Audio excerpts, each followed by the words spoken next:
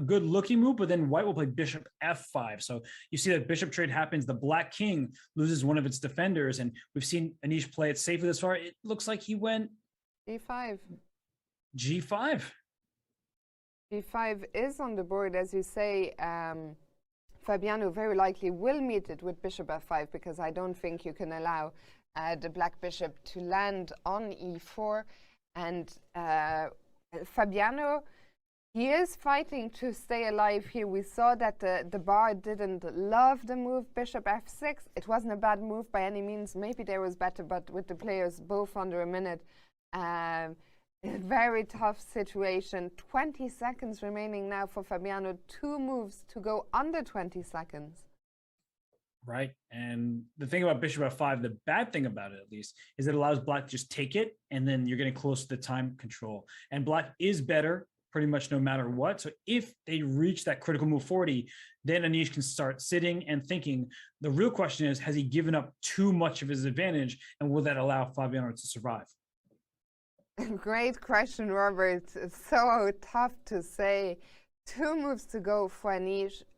Taking on f5, as you said, will bring him closer. It also makes sense to swap those bishops. I don't think, well, you could maybe let white trade, but you don't want to drop back to g8.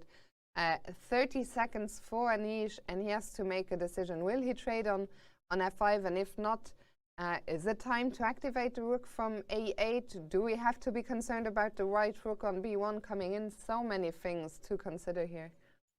And, the d4 pawn, he goes rook to e8, it looks like. The d4 pawn could be captured had the bishops been swapped on f5 and the queen gone here, but that was not a good decision, because the queen needs to stay on the 7th rank. Otherwise, a rook lands on b7. And we just see the evaluation bar go nearly level at this point, Fiona. I'm not sure what the move is. I don't think bishop takes h7 looks that great for white. The queen can take and head into e4. So there's a move here for Fabiano. Wow. What? What? What just happened? Oh my, I think we just witnessed an absolute rarity at this level.